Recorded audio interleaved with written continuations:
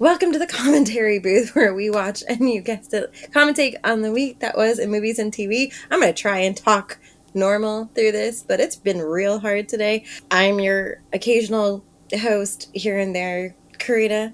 I'm joined by your normal host who lists their favorite TV show as South Park and their favorite movie. Yes, I got that backwards, by the way. I just thought of that. Their favorite movie is Coyote Ugly this week, because that was the first thing that came to my mind. It's Biketoberfest in Daytona, and in my head I was like, Coyote Ugly. It goes with that theme. So anyway, welcome to the show, Jamie Apps, who's always here.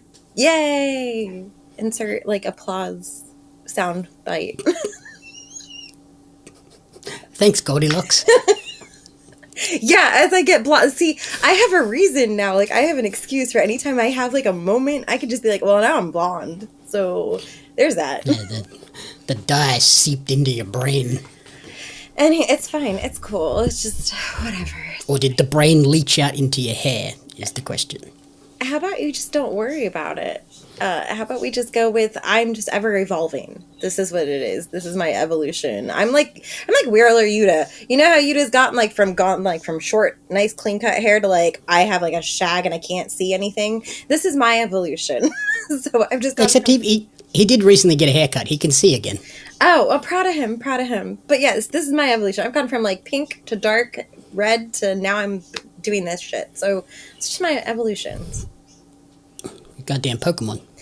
It's fine. How's it going over there on the other side of the world? It's going great. Dub Bears are 4-2. Oh my 4 in a row. You know, this is ridiculous that you're an Aussie and you pay attention to the NFL. And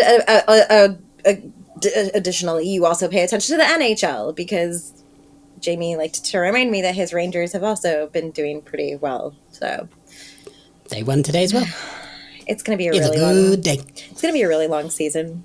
I don't even watch football. I don't give two shits about your football team other than the fact that Taylor's fiance can go win. But that's my NFL history. Oh no. Oh no. Chelsea won this week too. It's a good week. I feel like that's good for you. I don't know how to respond to that because I don't watch those kinds of things. I know of Chelsea, and I know that you do not like Manchester, so that's all I really know. Correct. Yeah, that's all. I guess that's all I need to know, right, guys? Yeah. So but in terms of things that you do know, yeah. So what are we checking out today? Jamie, how do you feel about clowns? I don't mind clowns. Clowns are fine. You don't mind clowns? I'm watching a lot of clown shit at the moment, so let's. Yeah. Okay, so with that being said, we're going to messed up clowns. We are going to continue Jamie's hot streak of watching clown things, and we are visiting Welcome to Derry, which is the prequel to the It franchise based off of the Stephen King novel. We were lucky enough to get a little sneak peek of that, and me being the ridiculous person that I am, sat here and watched It Chapter 1 while watching the show. While watching It Chapter 2. So my brain's all scrambled with all this universe. Let's not blame Pennywise for your scrambled brains. That's been long happening. It's fine. We just discussed your hair dye and brain situation. It's cool. It's fine. Don't blame the clown. Don't send in the clowns. So yeah, goddamn clown car of emotions in your brain.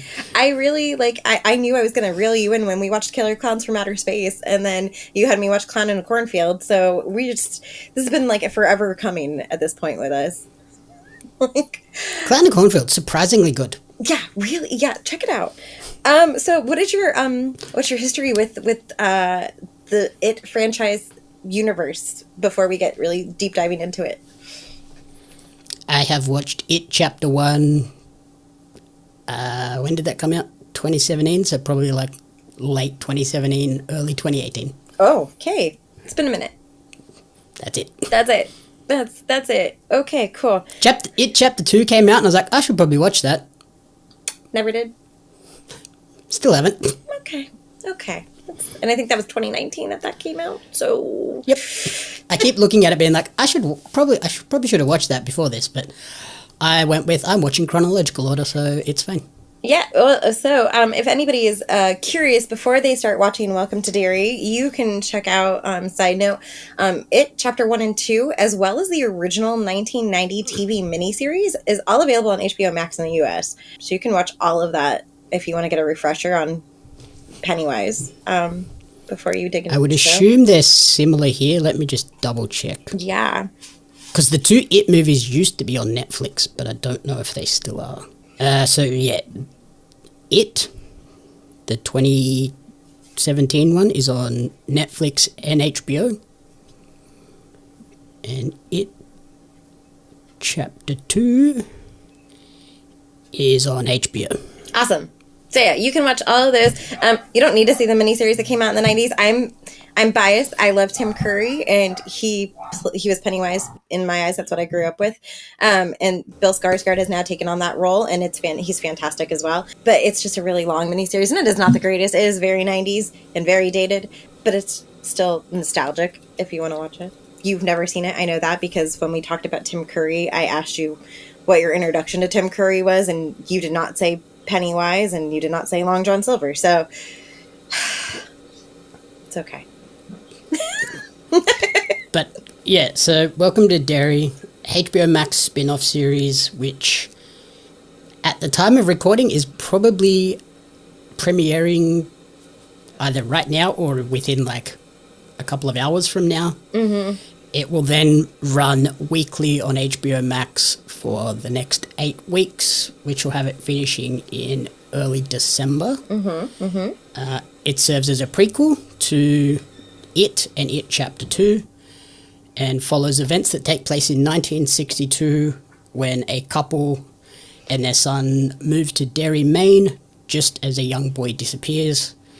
And then with their arrival, some pretty bad things begin to happen throughout the town.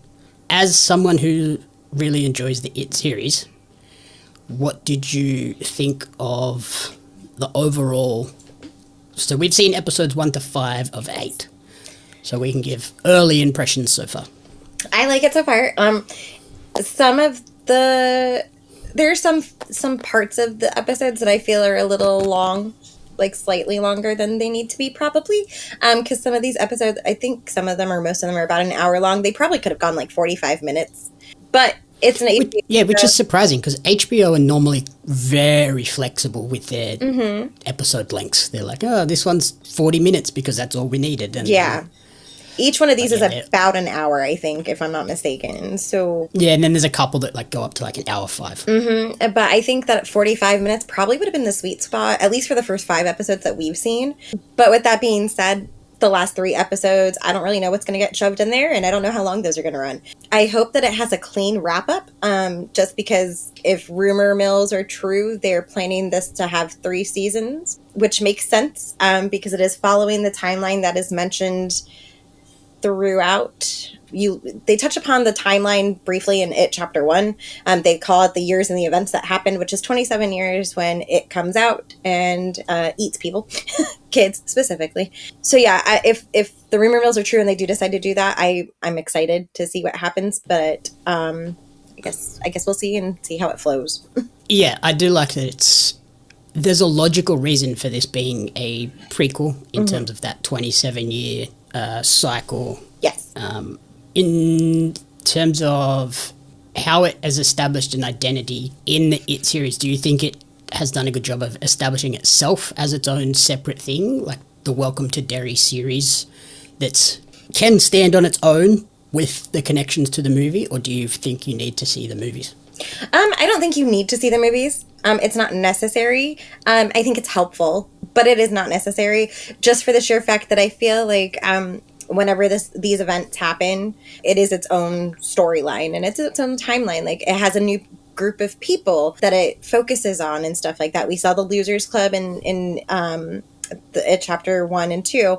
And so, this one you have a new group of people in this event. And I'm presuming the other 3 events that they did not mention, or the other 2 events that they haven't mentioned yet, also have their own groups of people that are directly affected. So yeah, I definitely think that this has potential to just be a standalone series where you can watch it, and then after you watch it, you can be like, ooh, wonder what else happens. And you can just go and watch the movies then. Yeah, I feel like it does stand alone. Like you can, because like I said, I've only seen the first It movie. Sure. It totally stands up as its own separate storyline because of that 27-year cycle where there's like, there are some adults that remember things that happened in the previous cycles, but they're not directly involved in it. Yeah. And then yet it's pretty dark. It's quite scary. Yes. Much scarier than I expected it to be. And the CG throughout this, it's like it was a movie. Mm-hmm. They put the budget into it. It doesn't feel cheap at all. No, this is actually really decent CG. I'll give them that. Like, I always go back to, like, unfortunately, like, House of Dragon. The CG in that was not the best in certain things, and it kind of showed in certain episodes. So yeah, far, you can tell the moments that they really wanted to focus on and make them a big thing, and then the other moments where they're like, this is just a minor plot point. We just need this here to get us to the next big thing. Yeah, this, however, this had fantastic CG throughout, and it was very, like, consistent. I didn't feel like it was lacking anywhere, even down to, like, the smallest and weirdest looking creatures that they come across, because there are a lot of weird fucking creatures that are popping out here and there on this. Yeah, the first episode has a very intense scene before we even get the title credits, which sets the tone for this series. It's like, oh, okay, we're not holding back on this. It is going to be movie film quality in terms of the gore and the things that we see in this, which I thought was really well done. Setting it in the 1960s is also an interesting place to place it as well, because you have the sort of the Cold War tensions going on. There's still very strong racial tensions throughout Derry, and it's kind of like the early horror of like small town America of everyone knows everyone's business, but also everyone is kind of still divided of the segregation type stuff. It's gone, but it's there. It's still there. It's still underlying. Yeah. What's crazy is that, like, you know, when they touch upon the racial aspect of everything, like, the people that are facing that are military members, and it's like they don't care that, like, high-ranking military members, super high-ranking military members, and you still treat them like a second-class or third-class citizen at that point, like third world country kind of moment. So it's wild to me that, like, he literally put his life on the line, almost died at one point, sometime in his career probably, and just still gets absolute shit on, even by his, like, peers, like, you know, like, people who underrank him have no respect for him, and then people in the town have, like, zero respect too. So it's wild, but I am glad to see that they portrayed it in a way that is not overdoing it, and they don't glamorize it either. It's just done how you would have expected to, unfortunately, see things like that happen in that time era. So yeah, because sometimes when you watch things, it's like they depend heavily on that. I don't feel like the show depends heavily on that, like, rhetoric or whatever you would call it. No, like, they're not running around dropping the N-word constantly. No. It's just like like we said, the sort of lower ranked members just refuse to, like, show the respect to him. Like, they won't stand up straight or salute and all of that sort of stuff. And it's like, we know why you're not doing it, but it's not the forefront of this interaction. It's just there underlying and underpinning everything. And there was one line that stood out to me. It was this ain't America, this is Derry. And it's kind of like suggests that there is a darkness to this city of people, this town of, like, people just do the things that they want to do, and it might not necessarily always be the nicest things. You also have, like, the schoolyard bullying, and, like, that's a big element of this with, like you said, because Pennywise attacks kids. Yes. Kids are the core focus of, like, the story and how they interact. The adults are there, but they're kind of the B plot. It's all about what's happening with the kids, and to see the sort of the mean girls aspect and the bullying throughout the school sets the tone of this is a dark, horrific town. But then you also have this crazy monster running around as well that is there kind of feeding off it and fueling this darkness as well. Yeah, absolutely. And it is interesting because there are parts of this movie, you hear what I'm saying? There are parts in the show where you can see that it doesn't just affect kids. There is a scene where, like, there's a character that briefly thinks that they saw something that wasn't there, and it has a resemblance of Pennywise. So you can tell that it's not, like, it makes me wonder, like, if it didn't just feed off of kids, if it fed off of people who just were, like, vulnerable at one point, and then I think it feeds off the fear, and it just realizes that more susceptible. Kids are easy to scare, and easy to get the fear. Absolutely. So yeah, it is very interesting, and I was really happy with the way that they portrayed everything. And I also, as weird as it sounds, I feel like this show does not solely depend on the Pennywise character, and even rewatching the movies, it also does not specifically depend upon the Pennywise character. He's there, and yes, he is terrifying because he takes the form of a clown, which most people are terrified of. But I think the real underlying thing that they always emphasize is that, like, people are more scary and more damaging sometimes. And so it does really well on focusing on that and not just depending on that character. Yeah, that was something I wrote down. I was like, is the fear portrayed as something external, i.e., like, Pennywise, is he the reason for all the fear, or is the fear something that the humans that live in this town are creating by having all of these divisions and bullying, racism, all of the darkness around? I think it's more the human existence. Yeah, I think it's more of like an influence. I think that it feeds off of that already existing kind of dark side of that everybody has generally, and it just, like, progresses from there. And then obviously kids have a wild imagination, so they are going to, you know, mold it into something that they would be scared of. And that's why when I was watching the movie again, like, it takes on multiple versions of itself. Like, it's not just Pennywise, it takes on other things that you're afraid of. So yeah, I really enjoy, I really had fun watching the movies and the show, and seeing the similarities and the differences. And I really do feel like this show is going to be a banger. I really do. Mm-hmm. Yeah, like we said, we've seen 5, so I'm interested to see if they can keep it up and in those final 3 really deliver that final punch. Yeah. And they have said before we even started recording this that Pennywise won't appear until, like, in the traditional Pennywise form, won't appear until quite late in the series. Do you think that helps and makes it a scarier show because of that? I think the anticipation is there, especially for anybody, for fans who are just, like, eager to see, you know, how he comes back, or, like, not even comes back, but how he originated. I think a lot of fans are looking for that kind of origin. And then on top of that, they are also, the people who have never seen it are probably looking for something, like, anticipating what else could happen, or how terrifying can this get. So yeah, I'm really stoked about it, and I am really glad that they chose not to just solely focus on that character and, you know, make everything about Pennywise. Oh, yeah, like, if the clown was just running around constantly, it would, I think, be less scary, because it would just be like a caricature of what the character is.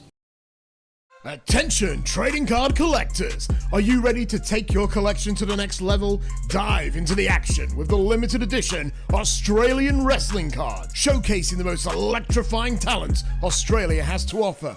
Imagine owning cards featuring legends such as Robbie Eagles, Shazza McKenzie, Shane Hayes, Madison Eagles, and many, many more. But that's not all. You'll also snag cards of the iconic referees, commentators, and announcers, just like me, Lord Andy Coyne, to truly capture the spirit of Australian independent wrestling.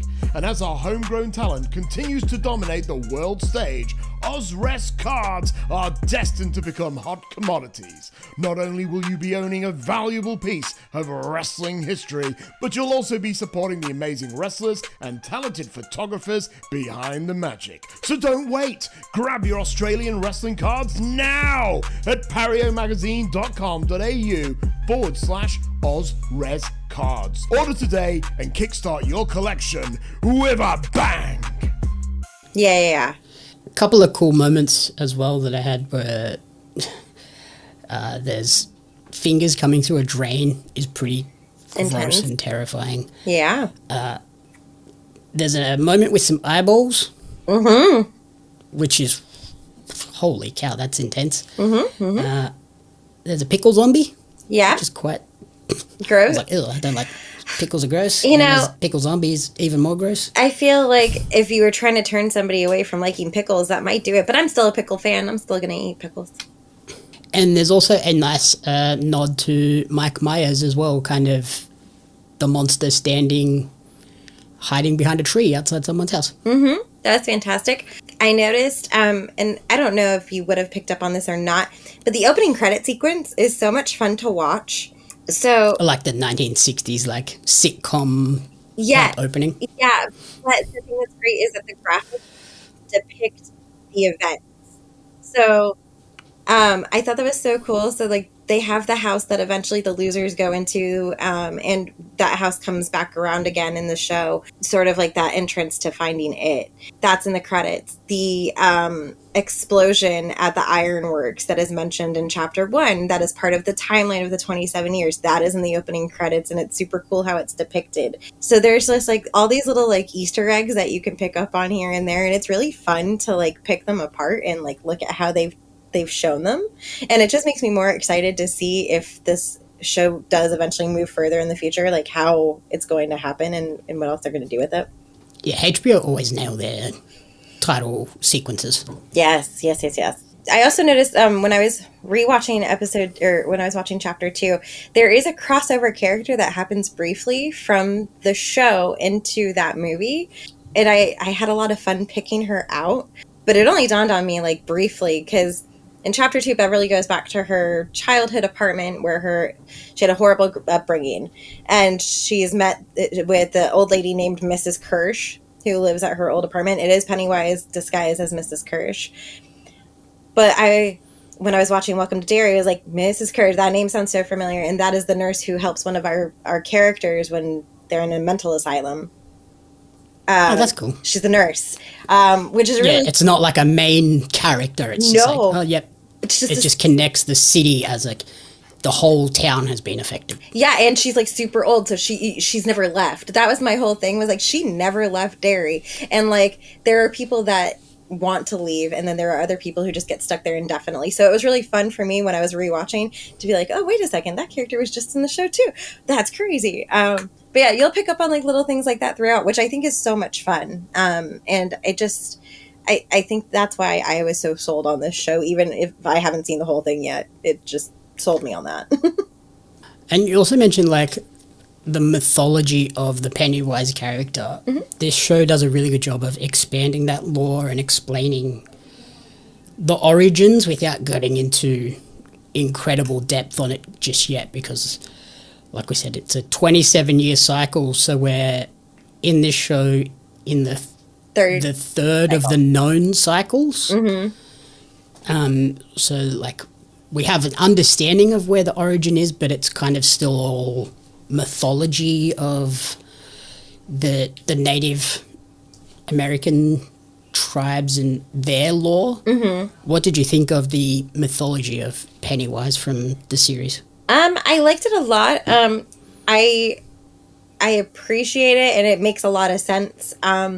Like it having a deeper lore than, just like someone thinking that, it's just a made up character, or it's figment of your imagination, or it's super paranormal and stuff like that. I like when they do different takes on things like that. So the lore for Pennywise was really exciting for me to see come to life. I think it's great. I think that they integrated it great. And again, that's another area where you see that there's racial issues and unfair treatment of people and, their territory and domains and stuff like that. Oh, yeah, just total disregard for their land and sacred places. Because that's like the other key element of what's driving the story forward is the army and their involvement with what is happening in Derry, because it's like, this is a random rural Ohio town. Why is there such a big like army base here? Yeah. Or Maine. It's Maine. Maine? Yeah, all of Stephen King's things take place in Maine.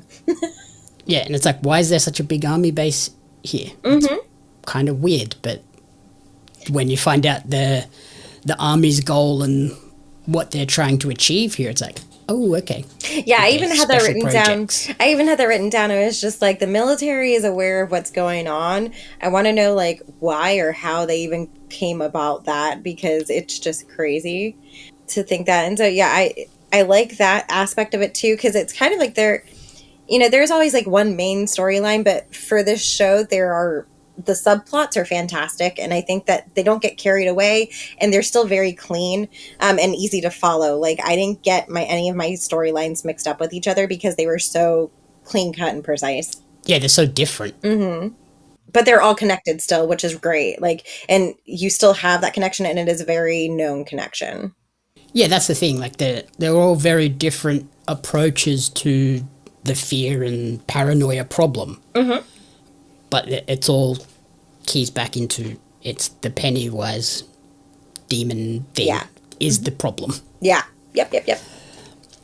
And I think that's where setting it in the 60s also adds a big thing too, because of this military involvement and their special projects. It kind of gave me... Do you know the MK Ultra? The MK Ultra project? No.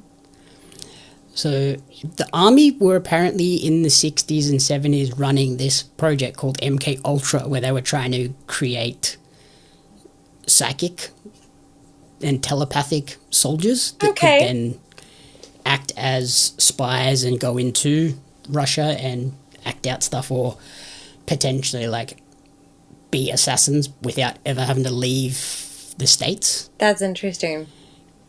And that's where this kind of army special projects thing, trying to create a weapon. I was like, okay, setting it in the 60s with that as an underpinning is so awesome. Yeah, that's fantastic. And honestly, like, I hate the fact that you know more about like American history than probably I do, because I don't pay attention to half that shit. Like, I just like random weird military facts. I was gonna like say that. you like the random bullshit anyway. You'd be propped up in front of fucking History Channel all the fucking day long if you had a choice. Like, oh my god. Ugh. I loved History Channel when it first arrived in Australia. I was like, hell yeah. No, that's good lord. This is why we're yin and yang over here. You balance me out. But yeah, no, it's great. I like it, and there's always like this show, every episode kind of kept me wanting to go into the next one, like wanting to see the next one. There wasn't anything that was like, all right, I'm done, like I've had enough, whatever. I did appreciate that. I always came back and wanted the next episode, so that was really great. Especially with the way they kind of end every episode. It's on this like big cliffhanger moment where you're like, God damn it, I need to get to the next thing. That's the HBO polish. Yeah, absolutely. It's never like Netflix have that problem where sometimes they'll end an episode and you're like, oh, I could just drop off here and never come back to the show and it'd be totally fine. Yeah. But HBO always, they end it and you go, God damn it. Yeah. I need to see the next bit. Yep. Also, the acting in this is great. I honestly, aside from Bill Skarsgård, the only other person I know in this movie is like the man in charge in the military. He is in Dexter. Isn't he Dexter's dad? Yep. Yeah. So I knew him, and I knew Bill Skarsgård. James Rima, something like that. Yeah. I only knew him and Bill Skarsgård. I didn't know anyone else in this movie, which is good for me, I guess, because I didn't have any expectations for how their portrayal of roles was going to be. But I think they all did great. The kids in this movie, the show, are great. They work really well together. They have like their facial reactions and the way that they deliver their lines are fantastic, especially for kids so young, because they're like in their like, I don't know, like teens. I think they're in high school, right? Yeah. So yeah, they're like 12 or 13. Yeah, they're really young. So they're pretty young. So I think that they did great, and they all work well as a great cast. It kind of reminded me of when the kids in Stranger Things were younger and they all worked well. So I love that. That is one of my notes. Yeah, it's the Stranger Things nostalgia from like season 1, but darker. Like this is much darker than Stranger Things ever was. Yeah, absolutely. But no, yeah, I think that was great. I think the kids did a really well job of delivering other lines, and they have such great on-screen chemistry. I think it's hard for kids not to really get along with each other, though, probably when they're together in a role like that, because they're all doing school together probably and stuff on set, so. Yep. And how do you feel they compare to the kids from the Losers Club in the It movies. It is almost like a mirror image, actually. Granted, they are like their own individuals, and their group is one, and they have their own diverse, group of people. And the losers seem to be like a bigger group. For me, at least, like I feel like there's almost too many kids in the losers club because there's like 7 of them. Usually it's like 5. Like I don't know why, but I always go back to like boy band numbers of 5 is the magic number on groups. But 7 makes it hard to connect with everyone, especially in a movie length. Yeah, and sometimes you get like characters mixed up, like their names and stuff like that. So I think that they have a great set of kids in this show, and they hold their own. And I think that it's just they're individual. I can't really compare them to the losers because they are like their own storyline and they are their own kind of set thing going on with them. They have their own stuff going on in their lives. Yeah, I feel this show definitely learned from sort of the Stranger Things type, where it's like you have your 5 core kids and each one of them is a very different character and personality. Mm-hmm. Yeah, and they all deal with their own individual problems too and issues. You have kids who are bullied. You have kids who are getting racially profiled. You have they're still outcasts. Like they're never the cool kids necessarily. But they you have the kid that has been in a psychiatric hospital and everyone treats her like crap because of that. Yeah, and then and she was in there for a pretty justifiable reason. Yes, 100%. And then you have the girl whose dad is like one of the few black people. Like there's like maybe like 5 or 6 black people in this entire town. Like you can count on your hand how many black people are in this town. So you just they're all from different backgrounds, but they all work so well together and I think it's because they trauma bond, probably. Like it is just the straight up trauma bonding. And then on that, like we said, there's the 27-year cycle. So this is 1962. The movies are, what did we say, 1989. Mm-hmm. And then, so that suggests that the 2 previous cycles would have been 1935 and 1908. Yes. Which kind of puts Derry in this endless pattern of death and rebirth. Yes. How do you feel that plays into, does that make it kind of impossible to be innocent or happy in this town? I think there's going to be happiness in the town just because when it's done after that 27-year cycle, then they grow, they regroup. But I think the problem is that by the time that Derry has had time to recover from this issue or this mass destruction kind of thing that happens, this massive event, the next one's coming along. Like everybody is like grown from it. They remember it and it's a tragedy and they talk about it. But then when everybody's starting to breathe, that's when the cycle starts all over again. Mm-hmm. Yeah, because like people are still dealing with the trauma of the previous one, and like we see, there's a few characters in this that know about at least the 1935 events. Yeah, so that took place during like the mobster time frame with like it was called the Bradley Gang incident. So that's interesting, and it sets the tone for hopefully that season. And I'm really keen if that happens because I'm all about like gangster shit, like old school gangster stuff. But I think, yeah, it happens just in enough time where people who were like these kids' ages will be around for the next incident to see what happens. And so they either are going to heal from it or they're going to like completely get screwed up in the head. Mm-hmm. So that sort of leads to, in terms of, they have spoken about they want to do 3 seasons for this. Mm-hmm.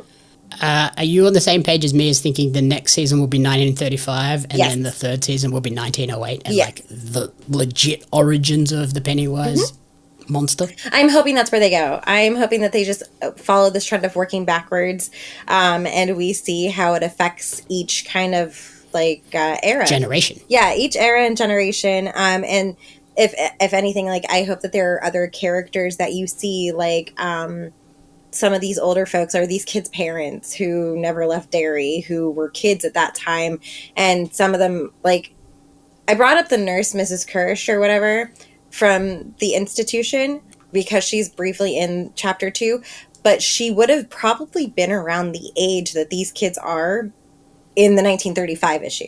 So I'm wondering if my brain can calculate it properly and everything goes as planned. I'm wondering if she is not one of those kids that's affected by that, because she even like tells some of the characters like, don't do that, or don't go there, don't go here. So like it makes me think like maybe she knows more than what she's actually like. She knows more. Yeah. For personal experience. Yeah, I like the idea of going back to the 1930s and then 1908. Because it plays on that idea of like generational trauma. Oh yeah. Of my parents were messed up by something and then they inadvertently handed that down to my generation and I inadvertently hand it down to the next one. Yeah. Stuff like that. That'd be crazy. But it'd be so fun, and like I'd be keen to like see how they do the sets and everything, like especially with the 1900s period would be like so cool to like go back in that and it'd be like frontier times. Yeah, it would be so much fun to see, and to see how the town evolved too, because I love looking at how the buildings and the backgrounds, how they changed from the show to the movie and stuff like that.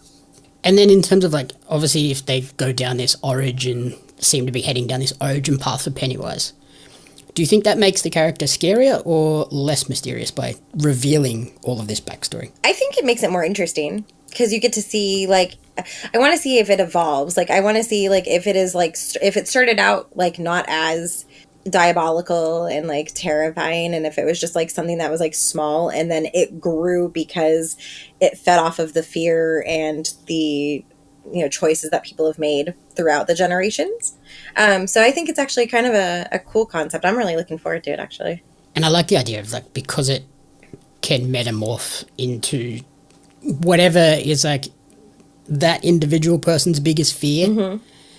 I could see it going, like, in the movies, and then this one we have the clown, and then we could go to gangsters and things like that in the 30s, and then all the way back into the 1908, it would probably be, like, wolves and things like animal terror. Yeah, absolutely. Like creature feature type stuff. Yeah, it would be really fun to like see how that all plays out. And then obviously you're still going to see some people who probably have trauma from like either like a parent or an uncle or something like that. Like, you know, so it'd be just interesting to see like how it takes on the form of those people as well, if it like alters them or anything.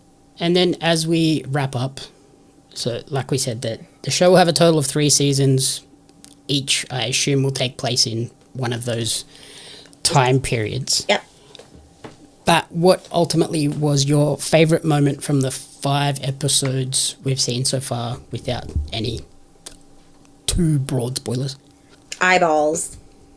Eyeballs is probably real cool for me. Like, it was wild, don't get me wrong, but like the eyeballs, that was like the coolest thing for me to see, because it was the way it worked. And I appreciate, like, without giving too much, the point of view changes, which is really cool. That's what I think I liked the most about this, was like you get a different POV, and it is just, it's wild.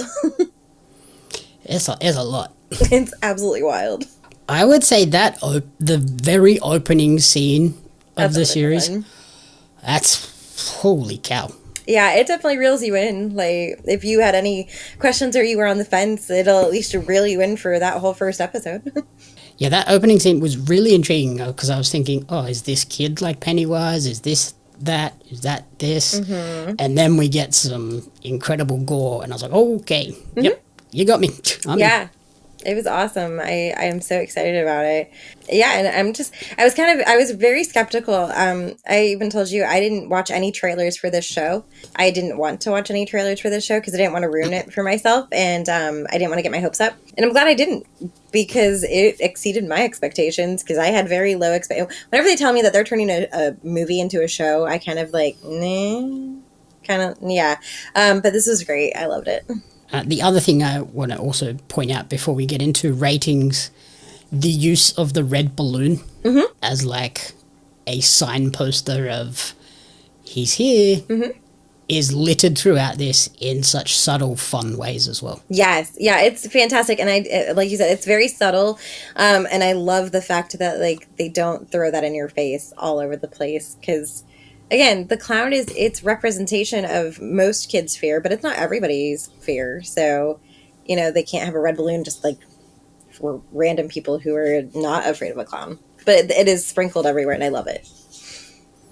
I will say there's a very unique interpretation of what it takes on in terms of someone's biggest fear with the army. Mm-hmm. I was like, oh, yeah, that's a great choice. Yeah, absolutely. That was wild. That was wild. So then, in terms of a final score, how many red balloons out of 5 are you giving it? Welcome to Derry. I'm going to give it a 4 because I haven't seen the last 3 episodes. And I don't want to give it a solid 5 because if it ends on a dud, I'll be real pissed. I don't think it's going to, but I don't like to count my balloons before they're popped. Yeah, you're welcome. Yeah, that was awful. I know. So yeah, I'm going to give it a 4, probably 4.5 at this point. Okay.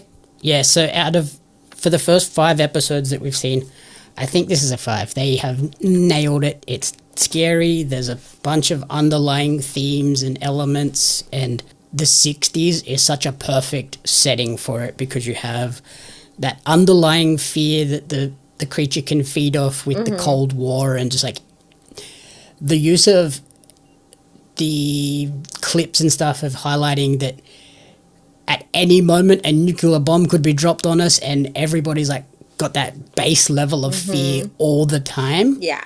It's like, well, it's never going to starve. It's always got that little bit of feeding coming into it. And then the kids are great. You get the Stranger Things vibes and the graphics and everything, like the production level, top notch. Yeah, I think it'll be a solid 5 for me once I see the rest of it. I am glad that they did decide to start backwards from the most recent event prior to the Losers timeline, because I feel like if they had started at the original origin of Pennywise in 1908 and it didn't do very well, then people would have been pissed probably and been like, well, what the fuck was the point? Like, this doesn't tie into anything. At least with this, working backwards from most recent, you can see the little ties into the movie. So it's not a complete, like, unrelated item. Oh, yeah, I think it would have been too hard to go all the way back to 1908 because the connections would have been so loose that it would have been so hard for people to pick up on, oh, that is a reference to this in the movie. Yeah. Whereas, like, by going back, you can have those direct connections. Yeah. And then you can go back further and have the direct connections to Derry, which then leads to the direct connections and, like, chain it all back together. Yeah. Yeah. So it was very smart. Their timeline that they picked was super on point, and I'm really happy with it. So, bravo, HBO. Alrighty. So that is it. Welcome to Derry. Like we said, it's debuting on Max as we speak while recording, and we'll drop a new episode every week for the next 8 weeks, finishing in mid-December. Yeah. So thank you for listening to the commentary booth. If you enjoyed the show, please remember to rate, review, and subscribe on podcast services and YouTube. You can follow Corrina on Instagram at Miss Corrina Renee, and where else? living_dead_books is my book talk page. Bunch of shit coming up on there soon. I'm eagerly waiting some releases coming up towards the end of the year. So I'll be excited for that. I have to check my emails. You should have a book arriving any day now. Yeah, I'm so excited. I cannot wait to add it to I can't wait to add it to my shelf back there. I'm so excited to get the foiled page edition. I cannot wait. It's the best. Oh, I'm so excited. And you can follow me on social media at Jamie Ross Media and at Pario Magazine.